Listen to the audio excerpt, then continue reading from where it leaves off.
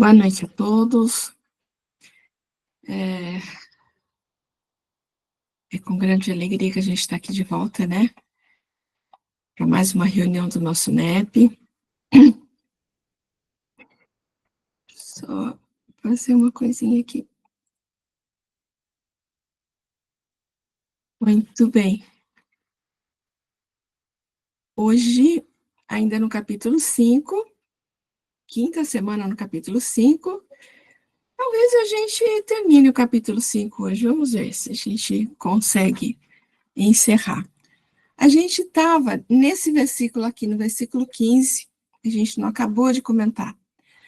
Mas se vos mordeis e vos devorais reciprocamente, cuidado, não aconteça que vos elimineis uns aos outros. Então, a gente trabalhou principalmente a questão ali do mordeis e devorais, né, que seriam...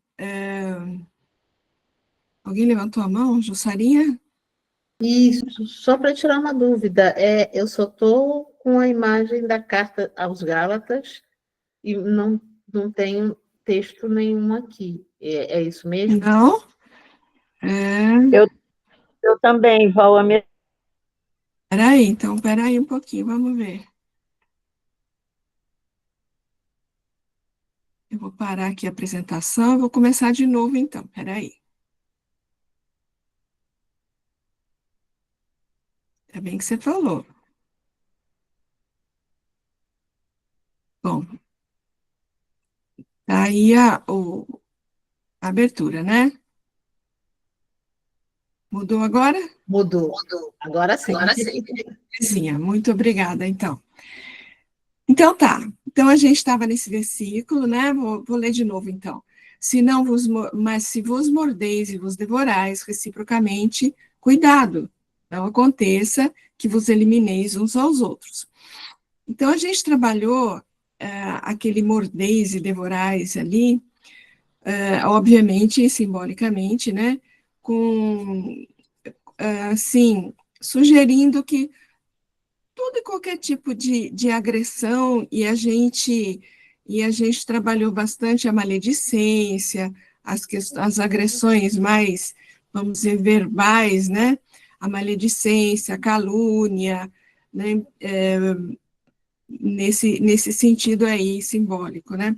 E trabalhamos a questão do reciprocamente, porque a gente até deu um exemplo assim, se você está num grupo de pessoas qualquer, né, conversando ali, aquela conversinha gostosa, de repente alguém faz algum comentário com relação a alguma pessoa, né, talvez até nem tenha sido com maldade, mas enfim, um comentário a respeito da vida de alguém, de alguma atitude que alguém tomou, assim, né, conforme o clima que você tem ali, esse reciprocamente é o seguinte: se houver um ambiente ali propício para que aquele comentário traga frutos não muito adequados, vamos dizer assim, aquele comentário que podia ser até um comentário inocente, pode virar um problema complicado e pode criar ali uma situação complicada, até um processo, uma questão de calúnia, realmente de maledicência com relação à pessoa que talvez não estivesse ali presente, né? Então, a questão da reciprocidade, a gente trabalhou, assim, a nossa ambientação particular, né, com relação a determinados comentários, a determinadas situações que a gente presencia, né? E a gente falou também a questão de que nós estamos mergulhados num mar de vibrações, de pensamentos, né? Que muitas vezes a gente pode captar uma coisa ou outra, não é isso? A gente pode captar uma vibração aí complicada, vinda de qualquer, não importa vinda de quem, né? Mas se ela existe ali na ambientação ali, você pode captar aquilo. E dependendo da maneira como você recebe essa vibração, você pode, se você não tiver assim bem vigilante, vamos dizer assim, pode alterar até o humor, vamos dizer, o teu humor naquele momento, ou até a atitude, né? Você vem alguma coisa e você então muda até a sua direção da conversa, né? Então, esse reciprocamente, ele não está nos alertando simplesmente com o que a gente ouve de alguém falando, né, de alguém comentando, mas com relação a esse mar de vibrações, de pensamentos que a gente convive, né? Então, o orar e vigiar aí realmente é uma questão complicada, complicada não, necessária, né? Desculpa, uma questão necessária para o nosso dia a dia, cada vez mais a gente vê a importância dele, né? Mas o que a gente não viu foi esse finalzinho aí, né? Vos elimineis uns aos outros, né? Então, esse mordeis e devorais aí, essa agressão, entre aspas, aí, pode ser de tal forma que pode trazer causas, né, consequências, vamos dizer assim, complicadas, né? Então, as consequências desse tipo de procedimento podem ser as mais graves, com o desvio de irmãos do caminho reto, a construção de mágoas e ódios seculares, o adoecimento psíquico e mesmo físico dos envolvidos. Porque uma pessoa que passa por um processo de maledicência, por um processo de calúnia, se ela não tiver, assim, devidamente equilibrada, realmente ela pode trabalhar aí no seu interior uma questão de mágoa, de ódio, de sentimento de vingança, né? Que torna um processo ali bastante doentio ali, né? Então, esse vos elimineis entra nesse aspecto aí, né? Você elimina, você pode pensar em eliminar aí o equilíbrio espiritual de alguém, o equilíbrio emocional de alguém, né? Então, aqui uma fala do Emmanuel, com relação a isso, do Ceifa de Luz. Em muitas circunstâncias, contudo, não nos imunizamos contra os agentes tóxicos da queixa. Superestimamos nossos problemas, supomos nossas dores maiores e mais complexas que as dos vizinhos, e amimalhando o próprio egoísmo, cultivando indesejável raiz de amargura no solo do coração. Daí brotam espinheiros mentais, suscetíveis de golpear quantos renteiam conosco na atividade cotidiana, envenenando-lhes a vida. Quantas sugestões infelizes teremos coagulado no cérebro dos entes amados, predispondo-nos à enfermidade, predispondo-os à enfermidade ou à delinquência, com as nossas frases irrefletidas. Quantos gestos lamentáveis terão vindo à luz, arrancados da sombra das nossas observações vinagrosas? Comentários, pessoal? Então, tanto nós podemos ser vítimas, né, de certas vibrações, de certos comentários, como, às vezes, como ele fala aqui, numa frase refletida, né, um comentário que você não, né, que você não analisou direitinho, né, você pode trazer dores, né, para outras pessoas. Mais um texto aqui do Emmanuel. Quando desces à crítica venenosa, na preocupação de ensombrar o caminho dos que te cercam, expulsas do próprio espírito dardos intangíveis e penetrantes de sofrimento e desânimo, que de regresso te imobilizam os passos na noite da dificuldade e do desalento, de vez que, procurando salientar as deficiências e chagas alheias, não fazes mais que levantar a antipatia gratuita dos outros contra a segurança e a paz de teu caminho. Tudo bem, crianças?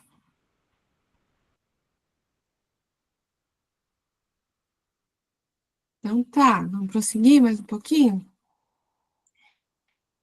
E aí, assim, ora, eu vos digo, conduzi-vos pelo Espírito, e não satisfareis os desejos da carne.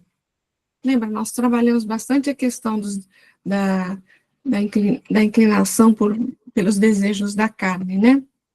A carne no sentido, né, de todas as questões transitórias, materialistas, né? Pois a carne tem aspirações contrárias ao espírito, e o espírito contrários à carne. Eles se opõem reciprocamente, de sorte que não fazeis o que quereis. Quando ele fala de questões da carne, é todas as questões que dizem respeito às nossas dificuldades espirituais ainda, né? As questões todas que nos distanciam da nossa vida espiritual, que nos distanciam das leis divinas, todos os desejos nossos da inferioridade, né? Então, vamos ver aos poucos aqui, ó. Ora, eu vos digo, conduzi-vos pelo Espírito, e não satisfareis os desejos da carne. Conduzi-vos pelo Espírito, colocar os interesses do Espírito acima da matéria, obviamente, né? A vontade do Espírito de Deus acima das vontades e caprichos pessoais. Que a vontade do Espírito, do seu Espírito, né, do nosso Espírito, que somos nós mesmos, né, bate sempre com a vontade de Deus, porque nós temos aqui a, a centelha divina dentro de cada um de nós, né? E os desejos da carne, mais do que o corpo físico em si, a expressão carne no texto bíblico representa a natureza humana do indivíduo com suas paixões e concupiscências. Tá? Então, prosseguindo mais um pouco. Ele se opõe reciprocamente, de sorte que não fazeis o que quereis. Não se pode servir a dois senhores. Ou se vive tendo como meta central os valores do espírito, ou se reduz à busca pelos valores transitórios da matéria. É bem relacionado mesmo com a questão do servir a dois senhores, né? E não fareis o que quereis, é interessante essa questão, né? Olha, a fragilidade ante as tentações representa, em verdade, uma vontade assim, ainda não fortalecida do espírito. A ausência de uma maturidade moral, de uma maturidade espiritual, realmente, né? De você, porque nós podemos ter, assim, muitos desejos, vamos dizer assim, que a gente reconhece que aquilo já não é mais adequado para nós, né? Então, com a maturidade moral, com a maturidade espiritual, a gente vai refreando certos impulsos, né? Mas a Jussarinha, eu acho que vai esclarecer melhor o que eu estou falando aqui.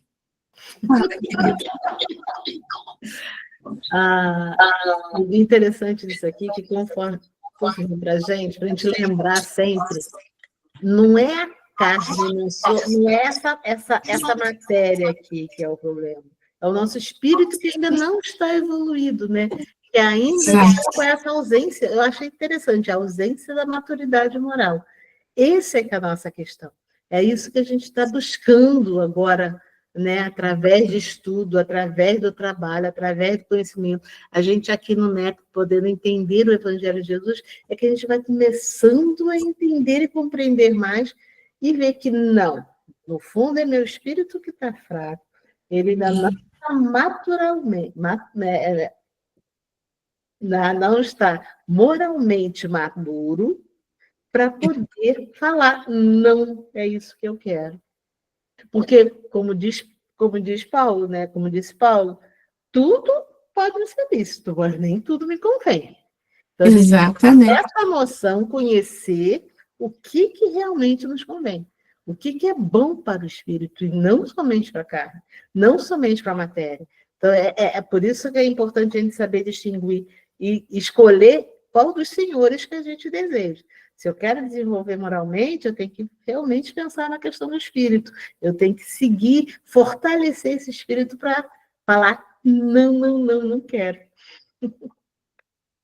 Muito bom, querida.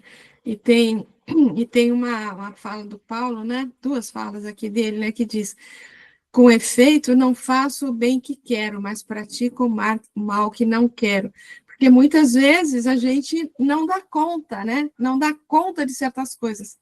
Eu me lembro também daquela frase de Jesus para Pedro, né? Você vai entender que o homem não ele é mais frágil do que perverso, né? Muitas vezes a gente não dá conta de certas coisas, por isso que a gente acaba fazendo aquilo que, quando a nossa maturidade moral estiver mais avançada, a gente não vai fazer mais, né? E aqui, trato duramente o meu corpo e reduzo à servidão, a fim de que não aconteça que, tendo proclamado a mensagem aos outros, venha eu mesmo a ser reprovado. Ele era muito duro com ele mesmo, né? Ele era duro demais com ele mesmo, né? Fala, minha flor. E quando ele coloca essa parte aí de Coríntios, é interessante porque se ele está sendo a mensagem, ele está sendo o exemplo, ele tem que realmente ser exigente com ele, pessoal, porque senão como é que ele vai passar? Errado.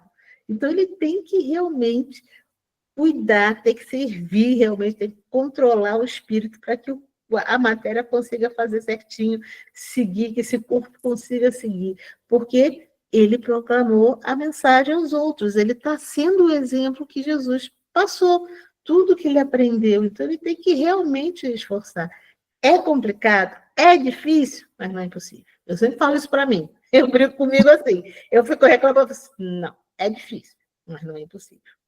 Não é impossível, é exatamente isso, né?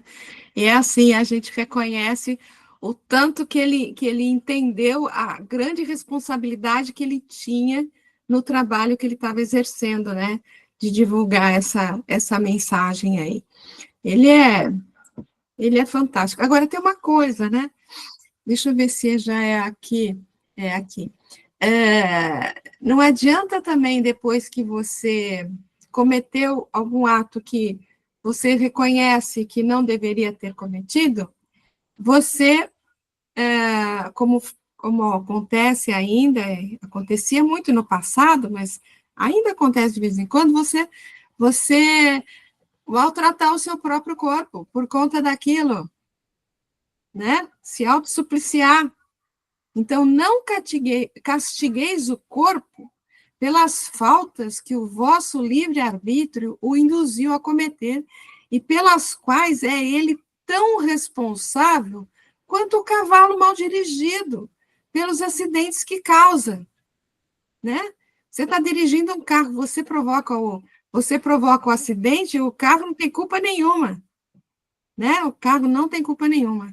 Só acabar de ler aqui. Sereis, porventura, mais perfeitos, se martirizando o corpo, não vos tornardes menos egoístas, nem menos orgulhosos e mais caricativos para com o vosso próximo? Não. A perfeição não está nisso. Está toda nas reformas, porque fizerdes passar o vosso espírito. Dobrai-o, submetei-o, humilhai-o, mortificai-o. Este, o meio de o tornardes dócil à vontade de Deus e o único de alcançardes a perfeição. Alcione? Essa mensagem aí, ela é forte, né, Val? Sim, muito. Né? Mortificar o espírito, né? Olhar para dentro. E é na convivência que a gente vai vendo a nossa estatura, né? Quando a gente começa a fazer terapia, a gente vai subindo com muita facilidade as emoções, né? Aí você fala, cara, eu não era capaz, eu não sabia que eu tinha isso. E você fica constrangida de cabeça baixa, né? Naquele dia fica complicado. E aí é dizer, eu vou recomeçar mais uma vez. Essa é a bendita lei, né?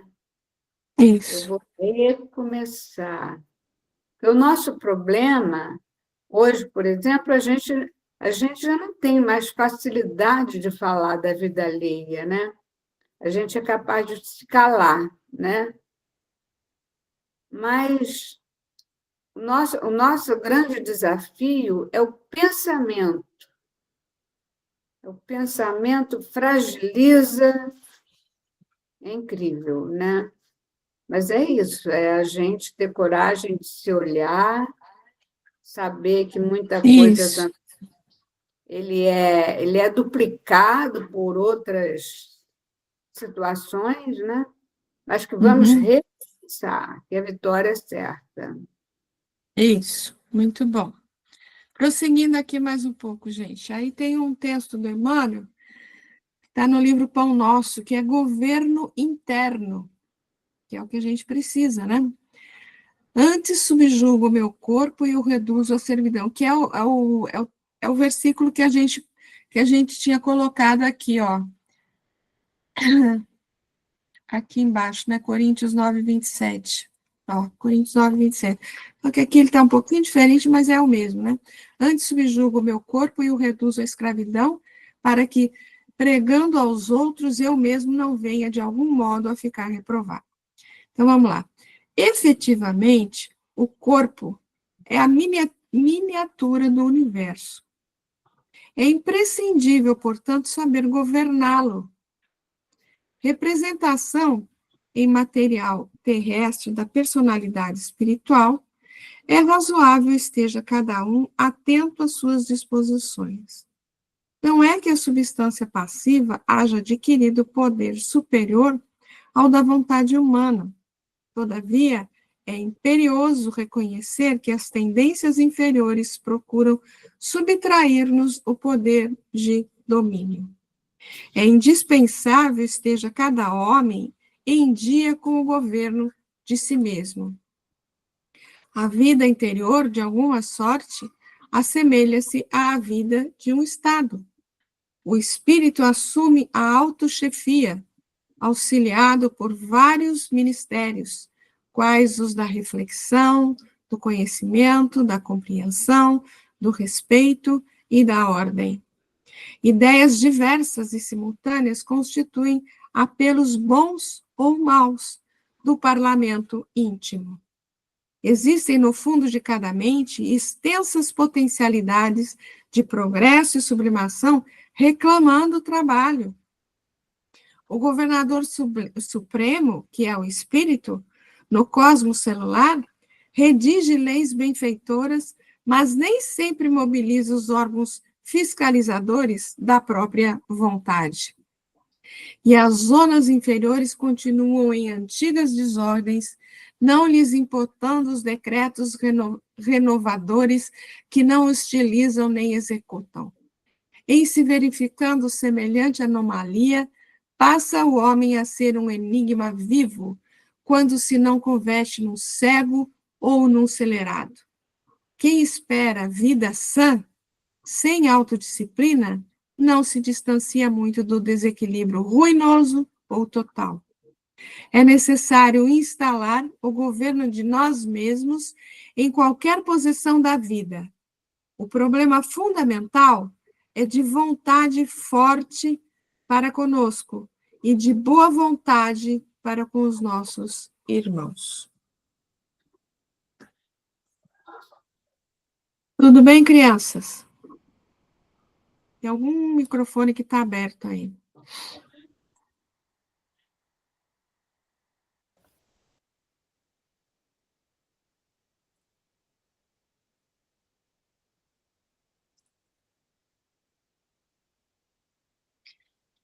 Pronto.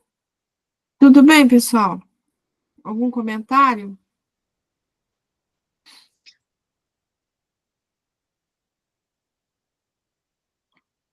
Tudo bem aí? Achei interessante isso aqui, o 7º, né? Existem no fundo de cada mente extensas potencialidades de progresso e sublimação reclamando trabalho. A gente tem todas as capacidades dentro de nós, todas as, como ele fala, extensas potencialidades, né? Que a gente precisa é trabalhar com elas mesmo, buscar aquilo que está apagado dentro da gente, né? É aquela centelha divina que ela vai se acendendo cada vez mais, assim, quanto mais você progride espiritualmente, a centelha divina vai inchando, vai crescendo, vai se acendendo mais, né? Vai iluminando mais, né? E então é que a gente busque trabalhar com essas questões que elas existem dentro de nós. A gente só precisa aprender a trabalhar com elas. Mas se vos deixais guiar pelo Espírito, não estáis debaixo da lei. Aí essa lei aqui, a gente precisa entender se é a lei de Moisés, com todas as suas exterioridades, ou se é a lei de Deus, né? Porque na semana passada a gente viu que ele falou da lei de Deus, né? Lei moral. Mas aqui, vamos ver o que fala aqui. Mas se vos deixar guiar, o pensamento divino se espraia por todo o universo, inspirando e orientando as suas criaturas na jornada evolutiva. Somente, porém, aqueles que se deixam guiar por ele conseguem otimizar a sua trajetória pelos caminhos da vida. E não vos conformeis com esse mundo, mas transformai-vos, renovando a vossa mente, a fim de poder discernir qual é a vontade de Deus, o que é bom, agradável e perfeito. Que a gente falou, a gente está naquele mar mergulhado num mar de vibrações das mais diversas qualidades, né? O nosso pensamento cria a vida que procuramos, através do reflexo de nós mesmos, até que nos identificamos um dia, no curso dos milênios, com a sabedoria infinita e com o infinito amor que constituem o pensamento e a vida de nosso Pai. Quem é, pode falar. Volta isso aí. Não tem jeito, gente. A gente vai conseguir, a gente vai chegar, cada um no seu tempo, mas a gente vai chegar, porque isso aqui está mostrando, olha que lindo, né? Mostrando que existe, está aqui, e a gente vai conseguir chegar através desse nosso reflexo, conforme a gente vai estudando, vai melhorando, vai conseguindo tirar aquelas sombras, a gente vai entrar nessa sabedoria divina junto com o nosso Pai. É maravilhoso. Eu amei isso aqui. É maravilhoso mesmo. Quando fala em reflexo, né? Eu me lembro muito de um comentário que eu ouvi do Arthur, né? Ele estava falando, na verdade, da questão de filho de Deus, né? O que é o filho de Deus? O filho, se pensar no filho só, né? O filho, muitas vezes, ele reflete muitas coisas do próprio pai. Né? Às vezes você olha para uma criança e fala, nossa, é filho de fulano. É assim, é só olhar e saber que é muito parecido, né? É só saber que tem certeza que é filho de tal pessoa, né? Ou eu me lembro uma vez que eu fui fazer uma palestra, uma primeira vez num centro espírita próximo lá da minha cidade, né? E veio um rapaz falar comigo, e a hora que eu olhei para ele, eu não sabia quem ele era, mas eu sabia de que família ele era. Ele falou para mim, você não está me conhecendo, né? Eu lembro que eu falei para ele assim, olha, eu não sei quem você é, mas eu sei que você é um Bossi. Bossi é o sobrenome da família, né? E era um primo meu, assim, filho de uma pessoa, do Francisco Bossi, que era um primo, né? Que era um pouco distante, mas assim, era igualzinha, tinha todos os traços, né? Então, o filho reflete muito os traços do pai, né? Então, quem é o filho de Deus? Jesus como filho de Deus. Por quê? Porque ele é o que mais refletiu para nós aqui os atributos de Deus, né? Então, quando fala em reflexo, eu sempre lembro desse comentário do Arthur, que achei muito, muito lindo, né? Por isso que ele é o filho de Deus. E todos nós podemos ser filho de Deus, a partir do momento que a gente começa a refletir os atributos divinos, né? No momento que a gente vai conseguindo... E por enquanto, como disse Jesus, nós somos filho de mulher, né?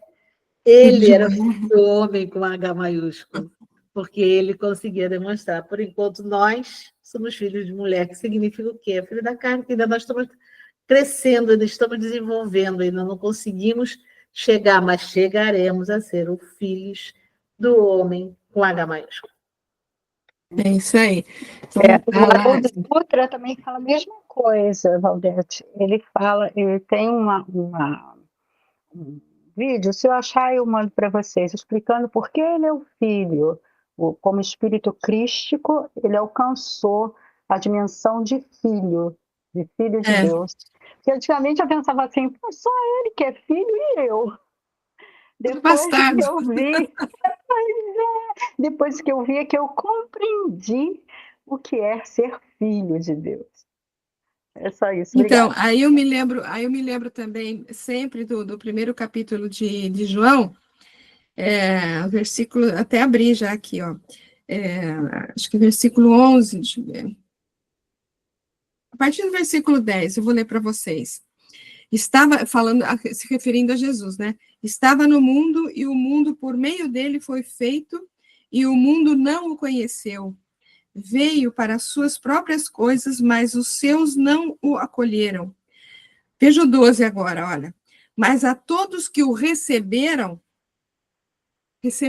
veja, pense no sentido de receberam no seu coração, né? Mas a todos que o receberam, deu-lhes, aos que creram em seu nome, o poder de se tornarem filhos de Deus. Acho lindo isso. Acho lindo demais. Mas vamos prosseguir mais um bocadinho aqui, vai. Então, o versículo é: mas se vos deixais guiar pelo Espírito, olha, o Espírito Divino, que em essência é amor e que passa a gerar cada um de nossos pensamentos e a presidir cada um de nossos gestos e atitudes. Aqui está citando Atos, não lembro mais por quê, peraí. Pois nele vivemos, nos movemos e existimos, como também alguns poetas dentre vós têm dito, pois também somos geração dele. Bem. Não estáis debaixo da lei. A lei é a representação da justiça divina, face mais enérgica da pedagogia do Criador, que atua enquanto as suas criaturas permanecem rebeldes à sua vontade e distantes do espírito do amor.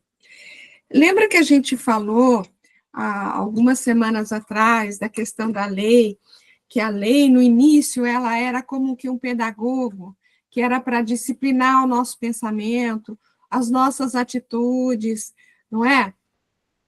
E ela é necessária enquanto a gente ainda precisa ser disciplinado emocionalmente, disciplinado moralmente. Depois que a gente realmente atingir aquela maturidade moral que a gente estava comentando, a gente não vai mais precisar da lei. Então, a gente não vai estar mais debaixo da lei, sob o jugo da lei, porque ela não vai ser mais necessária, porque a gente já cresceu o suficiente e ela não vai ser mais necessária. Lembra daquele texto do Emmanuel, que ele fala que haverá um momento onde todas, eu não vou lembrar as palavras exatas, né? Mas que ele fala que todas as armas, todas as coisas, as fábricas de canhões, essas, né, vão ser transformadas em arados, porque não haverá mais necessidade de armas, de questões de violência e tal, né? É isso, não estaremos mais debaixo da lei, porque ela não vai ser mais necessária. Já crescemos. O Cristo, isso é uma fala do Gesiel, que está lá no Paulo Estevam. O Cristo é a substância de nossa liberdade. Dia virá em que o seu reino abrangerá os filhos do Oriente e do Ocidente, num amplexo de fraternidade e de luz. Então, compreenderemos que o Evangelho é a resposta de Deus aos nossos apelos em face da lei de Moisés. A lei é humana, o Evangelho é divino. Moisés é o condutor, o Cristo, o Salvador. Os profetas foram mordomos fiéis. Jesus, porém, é o Senhor da vinha. Com a lei éramos servos. Com o Evangelho somos filhos livres de um Pai amoroso e justo. Ele era o cara, né? Vamos lá. Aí um texto lá do Consolador. Moisés transmitiu ao mundo a lei definitiva? O profeta de Israel deu à terra as bases da lei divina e imutável, mas não toda a lei integral e definitiva. Aliás, somos obrigados a reconhecer que os homens receberão sempre as revelações divinas de conformidade com a sua posição evolutiva. Até agora, ele fala até agora, a humanidade da era cristã recebeu a grande revelação em 3 aspectos essenciais. Moisés trouxe a missão da justiça, o Evangelho, a revelação insuperável do amor, e o Espiritismo, em sua feição de cristianismo redivivo, traz, por sua vez, a sublime tarefa da verdade. No centro das 3 revelações encontra-se Jesus Cristo, como fundamento de toda a luz e de toda a sabedoria. É que, com o amor, a lei manifestou-se na terra no seu esplendor máximo. A justiça e a verdade nada mais são que os instrumentos divinos de sua exteriorização com aquele Cordeiro de Deus, alma de redenção de toda a humanidade. A justiça, portanto, lhe aplanou os caminhos e a verdade. Consequentemente, esclarece os seus divinos ensinamentos. Eis porque, com o Espiritismo simbolizando a terceira revelação da lei, o homem terreno se prepara, aguardando as sublimadas revelações do seu futuro espiritual nos milênios por vindouros. Ele deixa esperança aí que a gente ainda vai receber alguma coisa a mais, né? Mas acho que não vai ser nem nesse mês, viu? Acho que não vai. Acho que vai demorar um bocadinho mais. Oh, meu pai. Vamos lá. Aí tem... Alcione, fala, querida. Vocês conhecem aquele médium altivo, né? Do Leon Denis, né? Eu escutei ele fazendo um estudo que nós teríamos aí mais 500 anos de espiritismo. Muito Pelo bom. menos 500 anos de espiritismo. Com certeza. Se a terceira revelação demorou quase 2.000 anos para chegar até nós, 1.800 e qualquer coisa, então a gente não pode esperar muito menos que isso. Vamos lá, prosseguindo. Ora, as obras da carne são manifestas, e aí ele cita várias coisas aqui, né? Fornicação, impureza, libertinagem, idolatria, feitiçaria, ódio, rixa, ciúmes, ira, discussões, discórdia, divisões, invejas, bebedeiras, orgias e coisas semelhantes a estas, a respeito das quais eu vos previno, como já vos preveni. Os que praticam tais coisas não herdarão o reino de Deus. Mas o fruto do Espírito é amor, alegria, paz, longanimidade, benignidade, bondade, fidelidade, mansidão, autodomínio. Contra essas coisas não existe lei. Então, vamos lá.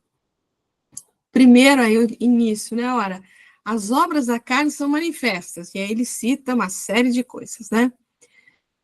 É fácil reconhecer pelas obras, buscas e interesses, quando um indivíduo ou uma sociedade são ainda inspirados pelo egoísmo, arregados à vida materializada. A gente consegue identificar facilmente, né? Por quê? A explicação está embaixo ali, ó. Pois não há árvore boa produzindo fruto deteriorado. Por outro lado, nem árvore deteriorada produzindo fruto bom. Pois cada árvore é conhecida a partir do próprio fruto. Pois não se colhem figos dos espinheiros, nem vindimam cacho de uva da sarça. Então, realmente é fácil identificar, né? Então, os que praticam tais coisas não herdarão o reino de Deus. Olha que coisa interessante que ele fala, né? O reino de Deus, enquanto estado de espírito alcançado por aqueles que harmonizam com suas leis, não pode, de fato, coexistir com o egoísmo e todos os seus filhos. Ou seja, aqueles que estão em todas aquelas que ele cita lá, né, não estão num estado de espírito que possam cantar o reino de Deus, porque o reino de Deus a gente vai lembrar que não é um espaço, um local, né, mas é uma sensação, um estado de espírito realmente, né? E é interessante que ele fala, não herdarão o reino de Deus, e aí a gente lembra das bem-aventuranças. Bem-aventurados os pobres de espíritos, porque deles é o reino de Deus. E bem-aventurados os mansos, porque herdarão a terra, né? E na sequência ele vai falar da mansidão, né? Porque, ó, mas o fruto do Espírito é amor, alegria, paz, papapá, e no 23, mansidão, autodomínio. Autodomínio que a gente comentou bastante no versículo anterior. A Jussara está falando alguma coisa, mas ela está com o microfone desligado, e eu não estou ouvindo. Não, é que assim, não vai existir lei, porque já é natural, como você falou, quando a gente chegar à perfeição, não precisa da lei. Nós já temos isso aqui, já conseguimos identificar. Eu estou falando sozinha, Liana.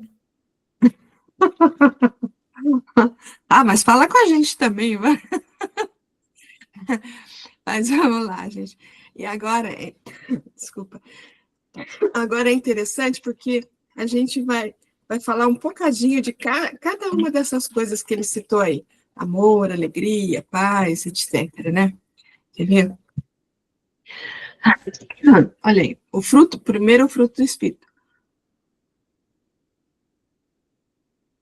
Assim como as obras da carne são manifestas, como a gente falou, é fácil identificar, né? Também as do Espírito Divino podem, pois refletem para o mundo os atributos do próprio Criador, demonstrando a sua relação íntima com ele. Lembra que a gente falou que o Filho de Deus é aquele que reflete os atributos de Deus? Não é? Então, olha, 2 versículos de João aí para gente. Ó, eu sou a videira, vós os ramos. Quem permanece em mim e eu nele, esse produz muito fruto. Porque sem mim não pode produzir nada. Aquele que está completamente desligado das leis divinas, realmente não vai conseguir produzir bons frutos, né? E o outro, nisso foi glorificado meu Pai, para que estejais produzindo muito fruto e vos torneis meus discípulos.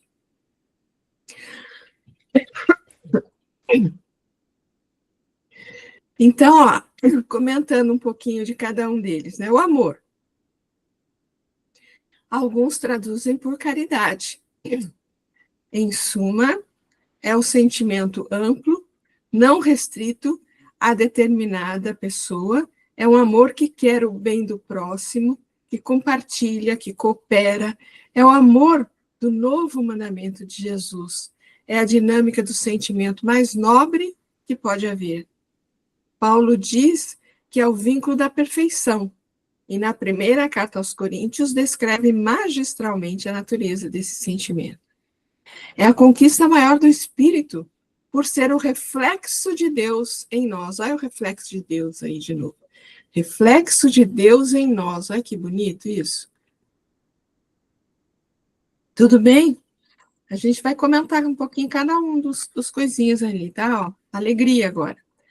Alegria é o sentimento básico daquele que tem Jesus por mestre. O evangelho é alegria. Muitos se enganam ao dizer que para seguir a Jesus temos que sofrer, padecer ou algo semelhante. Essa não é a interpretação correta do sentimento evangélico.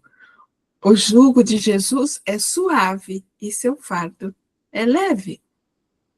É no evangelho que temos a comprovação da imortalidade da alma, da vida futura, definindo que toda dor é, por ser instrumento de aperfeiçoamento, transitória, enquanto que a alegria da conquista do Espírito é para sempre. Olha que lindo isso, gente. A dor, por ser instrumento de aperfeiçoamento, é transitória, acaba, enquanto que a alegria da conquista do Espírito é para sempre. É lindo isso. Quando perguntado por alguém sobre qual seria o nome de Jesus, se ele voltasse a encarnar na Terra, nosso querido Chico disse que seria Alegria o seu novo nome. Ai, que bonitinho, eu não sabia disso. Paz. Paz é fruto do Espírito. Desculpa, paz é fruto do Espírito consciente, que vive para o seu aperfeiçoamento moral. E que tem, por mais importante, não só o cumprimento de seu dever, mas o transcender a ele servindo sempre. Aquele que age de modo... aquele que age de tal modo, pacifica-se, pacificando a todos que o ladeiam. Podemos fazer um paralelo entre a paz e a amizade, pois a amizade é o porto seguro que acalma o espírito nos transes difíceis da terra, da vida. É aquele momento de paz que comprova a existência de Deus e projeta o ser para mais além. Só um instantinho, gente. Deixa eu ver uma coisa aqui.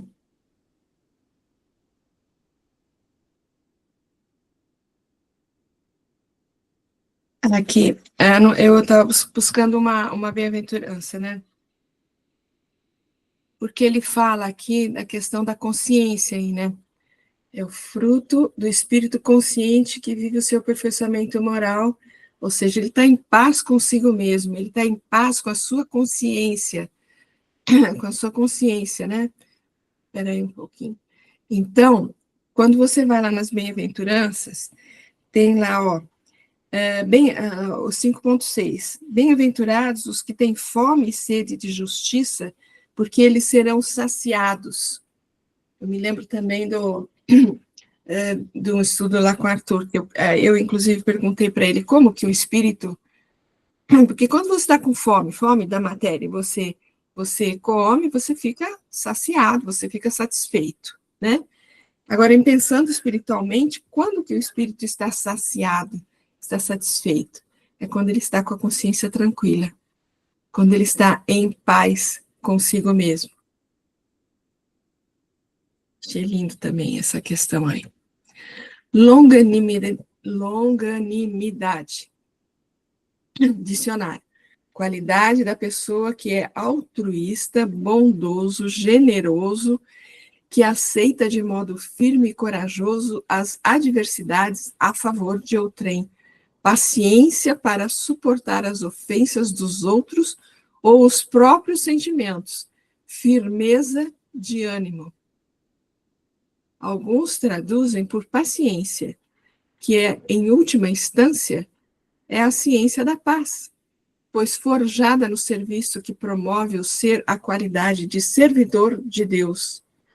Só pautando a nossa conduta pela conquista dos valores espirituais, nós alcançamos a sabedoria que intimamente é que promove esse sentimento superior que nos aproxima cada vez mais de Deus.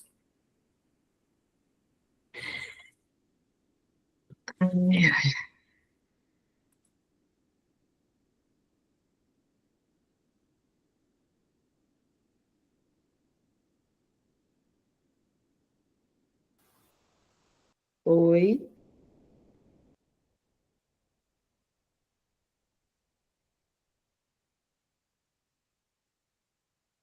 Val.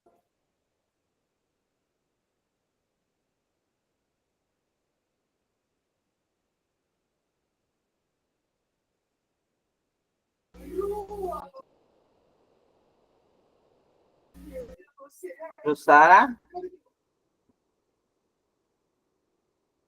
Oi.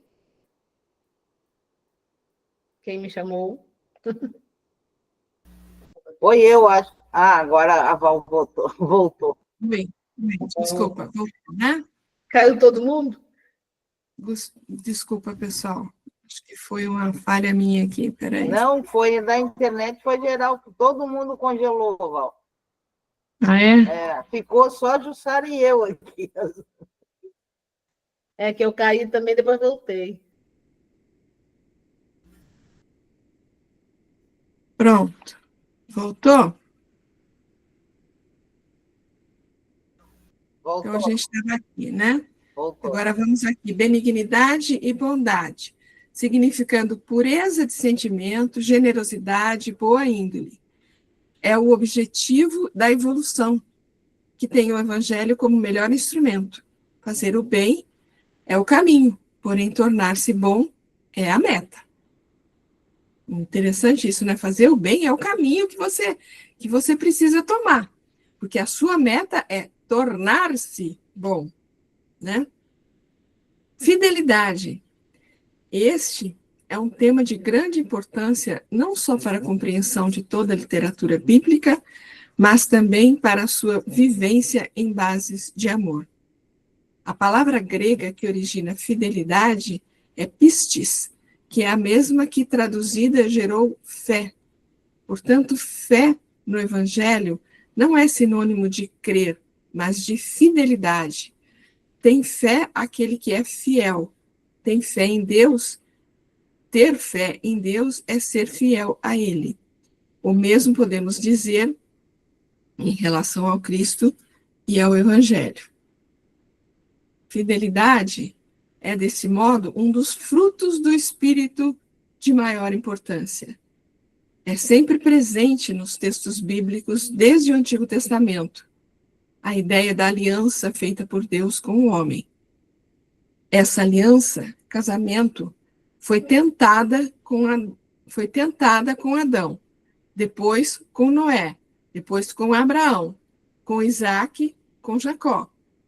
O que faltou para que essa união com Deus fosse efetivada? Fidelidade. Aprendemos com Paulo que nova oportunidade para que essa aliança se concretize está nos sendo dada através do Cristo.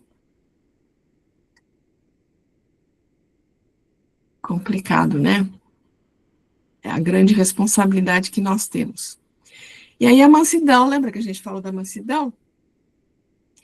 A mansidão é um estado de calma íntima, de paz interior, que só é alcançada quando se tem pistes, ou seja, fé, fidelidade.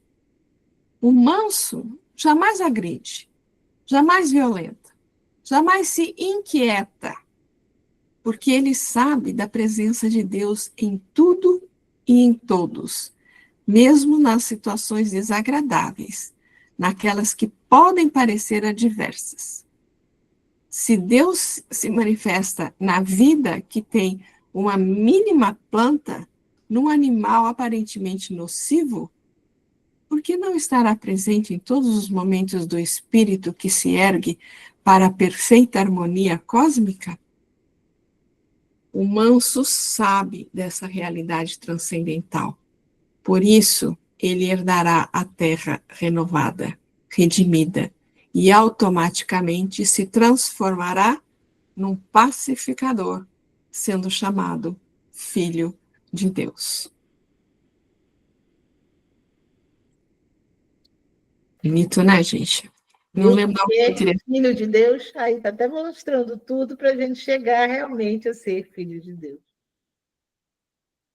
É isso aí. Autodomínio, que a gente já falou hoje também, né? Podemos ver nessas últimas virtudes citadas pelo apóstolo uma linha evolutiva. A fidelidade leva à mansidão, que por sua vez promove o autodomínio.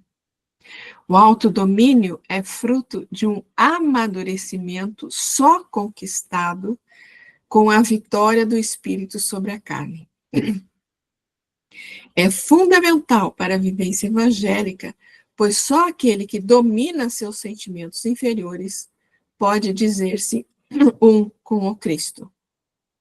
O grande desafio do homem atual, que através da ciência e da tecnologia já consegue dominar dores, doenças e até mesmo conhecimentos que possibilitam viagens interplanetárias, é dominar a si mesmo e poder dizer como o Cristo, eu venci o mundo. Ou como Paulo, vivo, não mais eu, mas Cristo vive em mim. Bonito, né, gente? Acho que foi do Cláudio Fajardo, né, que a gente pegou isso.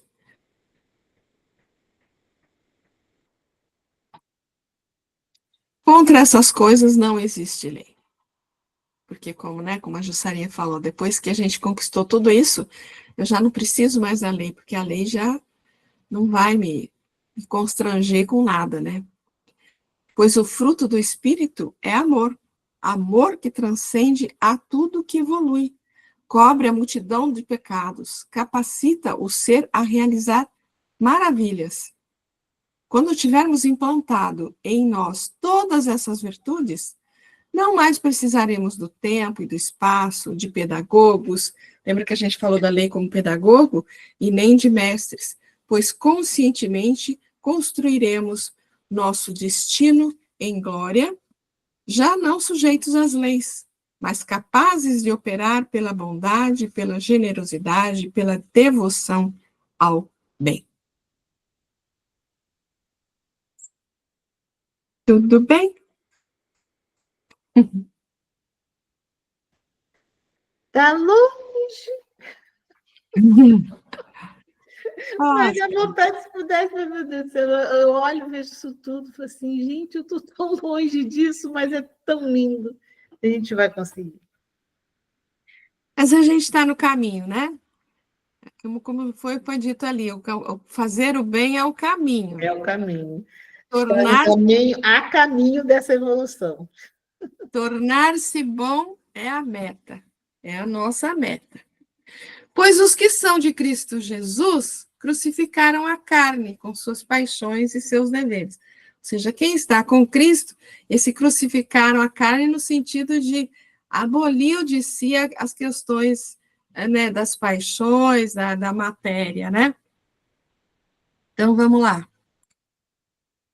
Pois os que são de Cristo Jesus, muito mais do que ser cristão, em termos de mera rotulagem, ser do Cristo representa despertar para os nossos deveres e compromissos ante a lição do Mestre, ante a consciência crística em nós.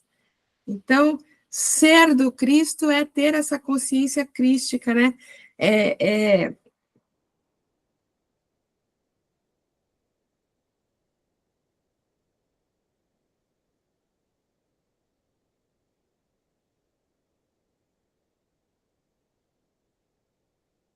Saúde. Desculpa, pessoal, quando começo aqui é difícil parar.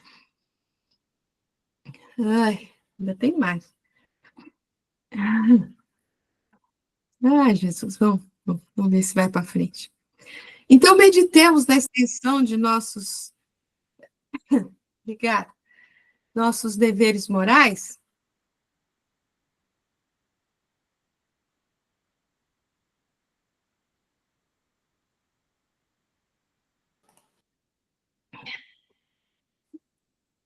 Ai, desde criança eu sou assim, gente, quando começo, paro mais. Meditemos na extensão de nossos deveres morais no círculo das responsabilidades que abraçamos com a fé cristã. Jesus permanece em imagens, cartazes, bandeiras, medalhas, adornos, cânticos, poemas, narrativas, discursos, sermões, estudos e contendas. Mas isso é muito pouco se lhe não possuímos o ensinamento vivo na consciência e no coração. Mano, né? Coisinha linda. E aí a questão do crucificaram a carne, que a gente falou, né? A crucificação, com a entrega total pela renúncia e pelo amor, representa a plena superação do ego, da carne, com suas paixões e desejos, em benefício do espírito, do eu divino, que se ergue na terra e se encaminha para o alto. Certo? Com efeito, a linguagem da cruz é loucura para aqueles que se perdem, mas aqueles que se salvam para nós é poder de Deus. Nós, porém, anunciamos o Cristo crucificado, que para os judeus é escândalo, para os gentios é loucura. Vamos lá. Aí a mensagem do Cristo, do Emmanuel. Daquele versículo que ele fala, né? Que a palavra da cruz é loucura para os que perecem, mas para nós, que somos salvos, é o poder de Deus. A mensagem da cruz é dolorosa em todos os tempos.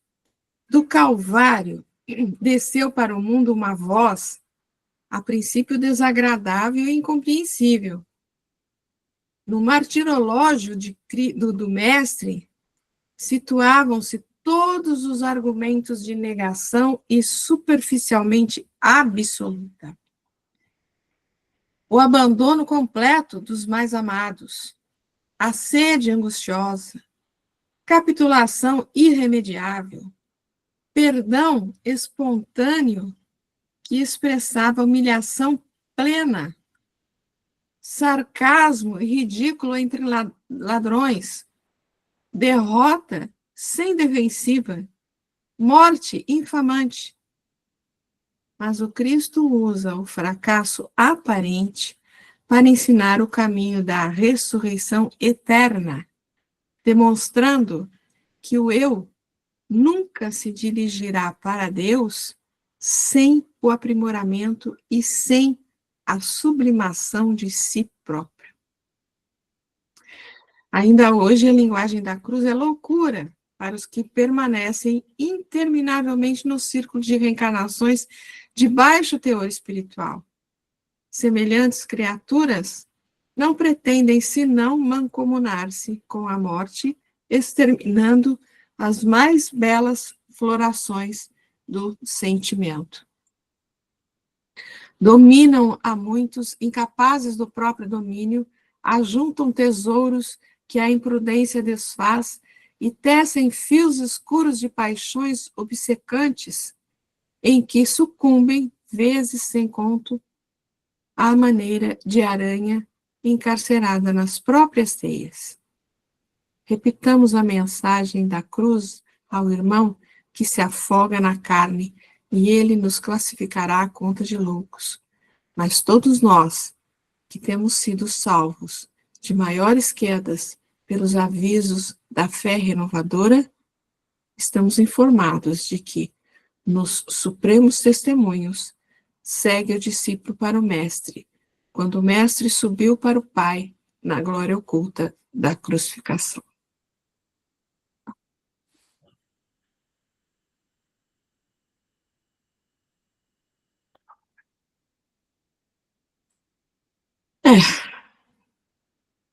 Ainda é difícil para nós, né? Vamos dizer assim, crucificar a carne, deixar todas essas questões do ego, do egoísmo, do orgulho, da vaidade de lado, né? Essencialmente do egoísmo, né? Mas, como a gente tem falado, estamos a caminho. Estamos a caminho. Mais um texto aí com relação à cruz, né? Enquanto a criatura não adquire consciência da própria responsabilidade, movimenta-se no mundo a feição de semi-racional, amontoando problemas sobre a própria cabeça. Entretanto, acordando para a necessidade da paz consigo mesma, descobre de imediato a cruz que lhe cabe ao próprio burilamento. Encarnados e desencarnados, ungidos à terra, vinculam-se todos ao mesmo impositivo de progresso e resgate. No círculo carnal, a cruz é a dificuldade orgânica, o degrau social, o parente infeliz. No plano espiritual, é a vergonha do defeito íntimo não vencido, a expiação da culpa, o débito não pago. Tenhamos, pois, a coragem precisa de seguir o Senhor em nosso anseio de ressurreição e vitória. Para isso, porém, não nos esqueçamos de que será preciso olvidar o egoísmo enquistante e tomar nossa cruz.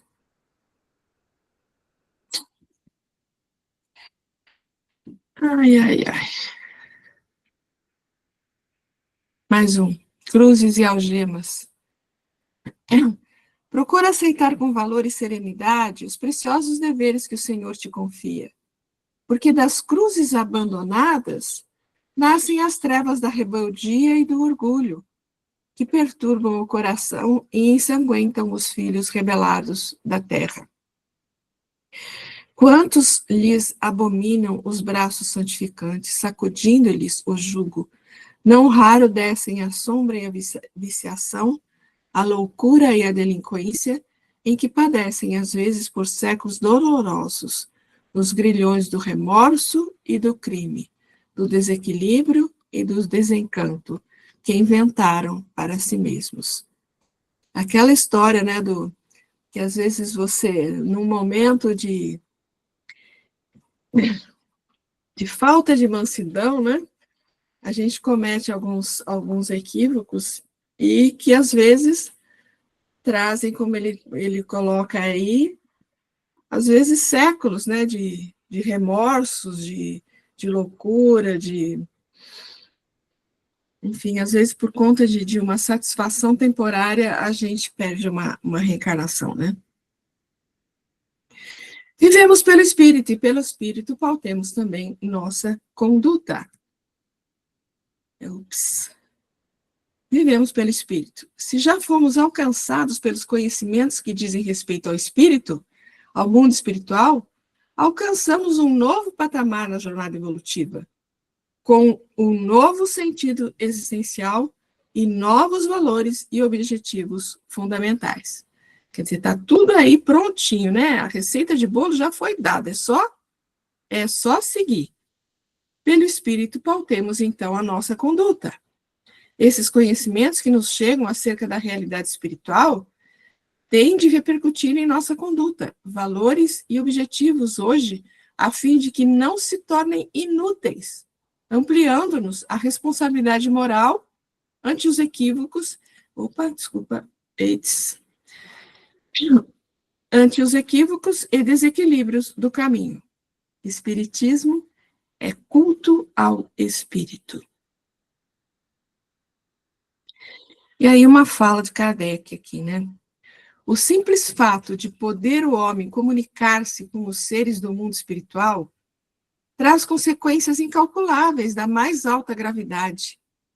É todo um mundo novo que se nos revela e que tem tanto mais importância quanto a ele hão de voltar todos os homens, sem exceção.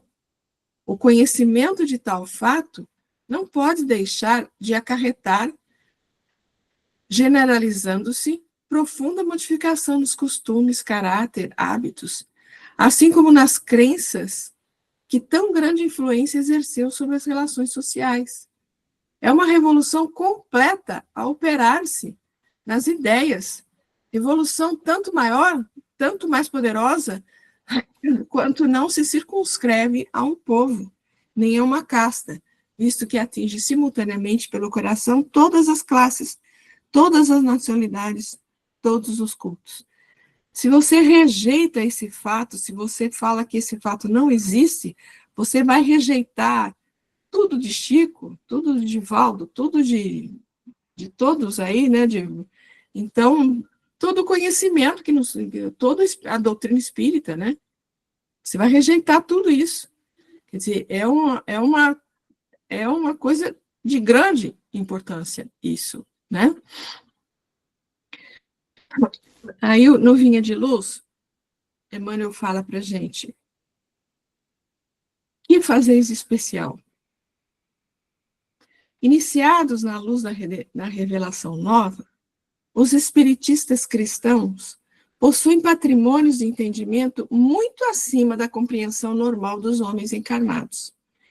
Em verdade, sabem que a vida prossegue vitoriosa além da morte, que se encontram na escala temporária da Terra em favor da iluminação espiritual que lhes é necessária, que o corpo carnal é simples vestimenta a desgastar-se cada dia, que os trabalhos e desgostos do mundo são recursos educativos,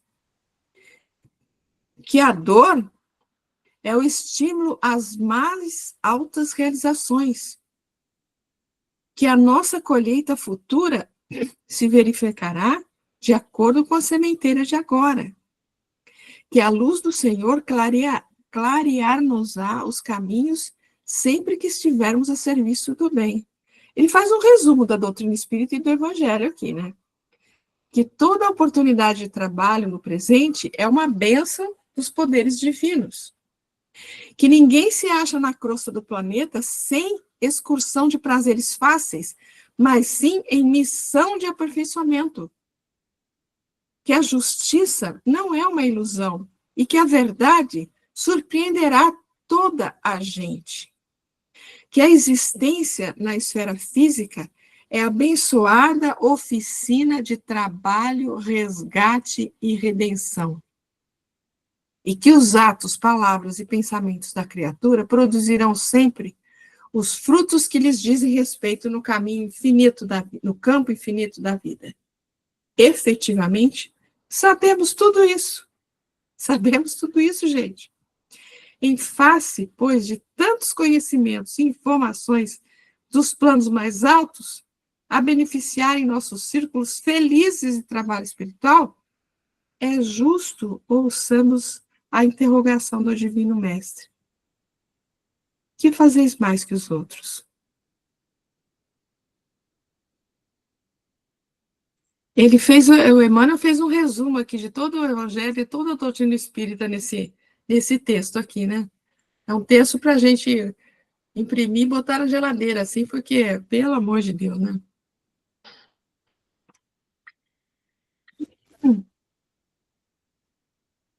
E o que é carne? Se vivemos em espírito, andemos também em espírito, né? Não pela carne. O que é a carne?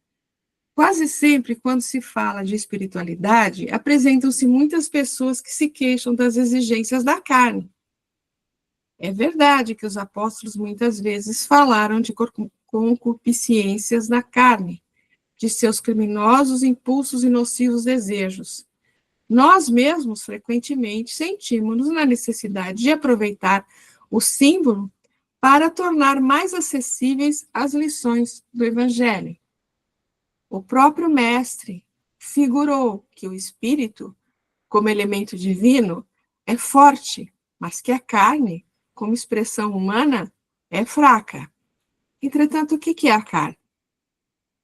Cada personalidade espiritual tem o seu corpo fluídico e ainda não percebestes, porventura, que a carne é um composto de fluidos condensados? Naturalmente, esses fluidos, em se resumindo, obedecerão aos imperativos da existência terrestre, no que designais por lei de hereditariedade. Mas esse conjunto é passivo, e não determina por si. Podemos figurá-lo como casa terrestre, dentro da qual o espírito é dirigente. A habitação esta que tomará as características boas ou más de seu possuidor. Quando falamos em pecados da carne, podemos traduzir a expressão por faltas derivadas à condição inferior do homem espiritual sobre o planeta.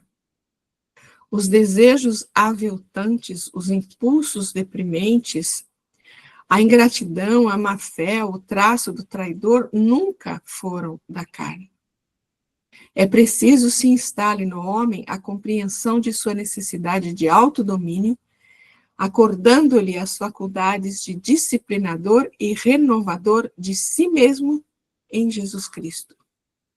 Um dos maiores absurdos de alguns discípulos é atribuir ao conjunto de células passivas que servem ao homem a paternidade dos crimes e desvios da terra, quando sabemos que tudo procede do Espírito.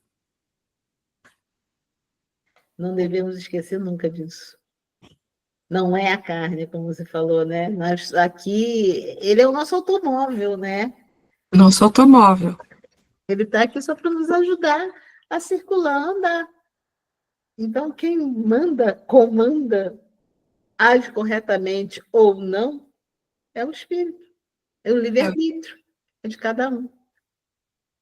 É o motorista e não o carro. Né?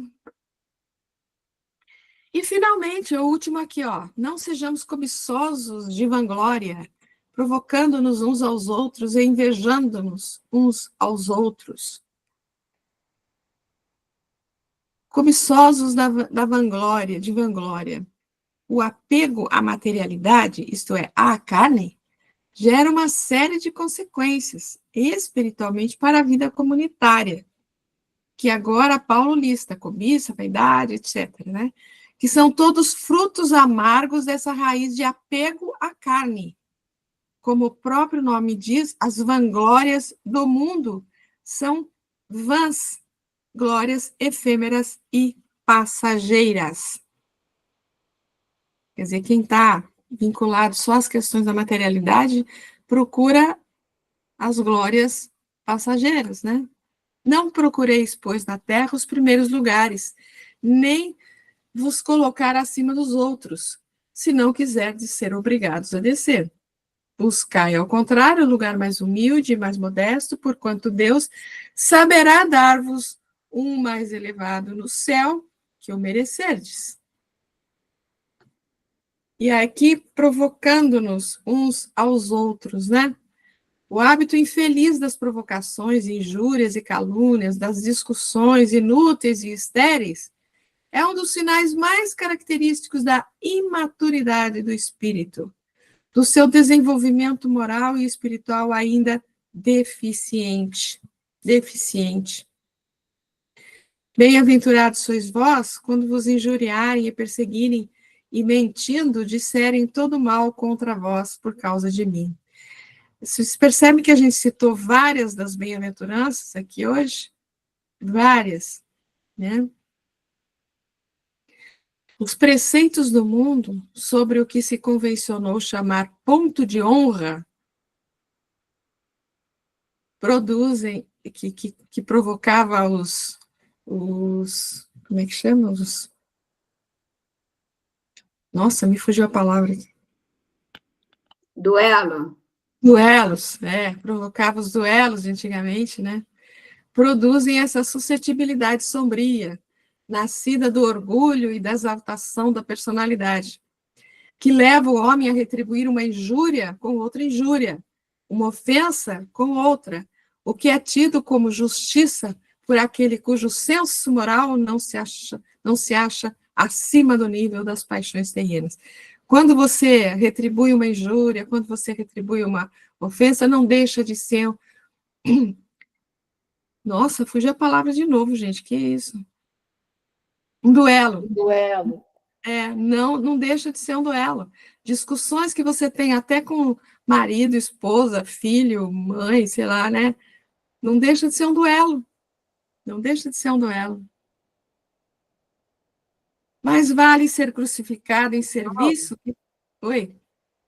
A gente faz o duelo com a gente mesmo, né? Com a gente mesmo. Esse talvez seja bom, né? Bom? O duelo com a gente mesmo. O homem velho, querendo ainda assim, Bom. ter seu reinado, e a gente querendo o homem novo, né? Esse é um bom combate, digamos assim, né? É verdade. Mais vale ser crucificado em serviço que criticar, de vez que os perseguidos por zombaria ou maledicência no trabalho respeitável a que se afeiçoam estão produzindo bem, e são capazes de realizar, entendendo-se que os censores ficam naturalmente na obrigação de fazer mais e melhor do que aqueles aos quais intentam levianamente reprovar. Invejando-nos uns aos outros. Do mesmo modo, a inveja não só é um dos traços mais característicos do apego à carne, como também uma das maiores fontes de aflição para o ser encarnado na Terra ou mesmo no mundo espiritual. Aquele que tem inveja, gente, é porque eu quero aquilo que o outro tem, né, e eu não tenho. É egoísmo, né? E ele sofre, o cara sofre sozinho. O valor que se dá a esses bens materiais excita a cobiça, a inveja e o ciúme do que tem pouco com aquele que tem muito. Da cobiça ao desejo de adquirir, por qualquer preço, o que o vizinho possui, não há senão um passo, resultando ódios, querelas, processos, guerras e todos os males engendrados pelo egoísmo. Val, por favor, esse texto anterior que você leu, está onde? É em Kardec? Esse aqui não está, acho que em lugar nenhum, gente. Eu não sei de onde que eu tirei esse aqui, não. Esse aqui é de Kardec, esse aqui é de Kardec. Não, mas é aquele... Espera aí. Esse aqui, mais vale está em Emmanuel, Paz e Renovação. Foi o que eu li. Depois a gente passou para esse aqui. Uhum. E agora do Fenelon. Haverá maiores tormentos do que os que derivam da inveja e dos ciúmes? Para o invejoso e o ciumento, não há repouso. Estão perpetuamente febricitantes. O que não tem e os outros possuem lhes causa insônias. Dão-lhes vertigem os êxitos de seus rivais. Toda a emulação para eles se reúne em eclipsar os que lhes estão próximos. Toda a alegria em excitar os que se lhe assemelham pela insensatez, a raiva aos ciúmes que os devora. Pobres insensatos, com efeito que não imaginam sequer que amanhã, talvez, terão de alargar todas essas frioleiras cuja cobiça lhes envenena a vida. Está no Evangelho segundo o Espiritismo do Fenelon. E para finalizar, gente,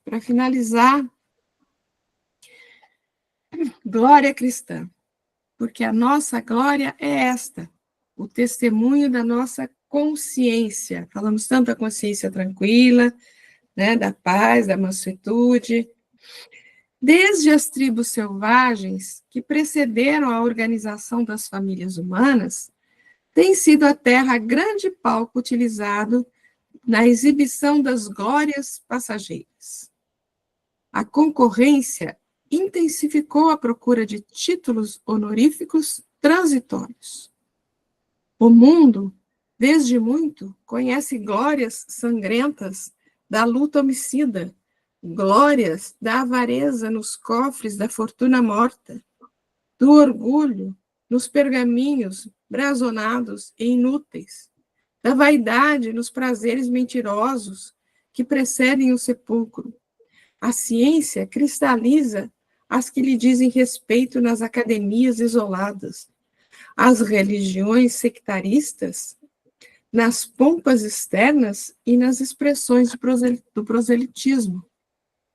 Num plano onde campeiam tantas glórias fáceis, a do cristão é mais profunda, mais difícil.